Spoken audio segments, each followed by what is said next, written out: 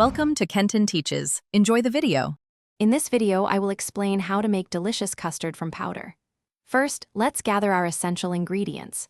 You'll need custard powder, sugar, and milk. Make sure you have a saucepan, a whisk, and accurate measuring cups on hand. A good rule of thumb is to use 2 tablespoons of custard powder for every 1 cup of milk, but always check your specific brand's instructions for best results.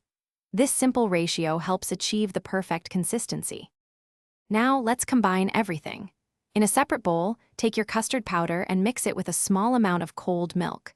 Whisk this vigorously until you have a smooth, lump-free paste. This step is crucial for preventing lumps in your final custard. Meanwhile, heat the remaining milk and your desired amount of sugar in a saucepan over medium heat, stirring occasionally until the sugar completely dissolves. Don't let it boil yet. Once your milk and sugar mixture is hot and the sugar has dissolved, it's time to bring it all together. Slowly pour your custard paste into the hot milk, whisking continuously to ensure it blends smoothly. Keep cooking over medium heat, stirring constantly until the custard begins to thicken. This usually takes a few minutes.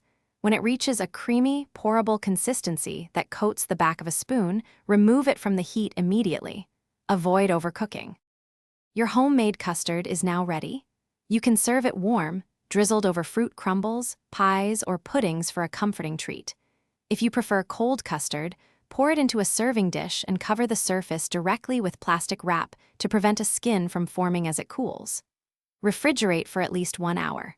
For more great tips and other deals, including how to read anywhere with the new Kindle Paperwhite, check the link in the description below. Enjoy your delicious creation.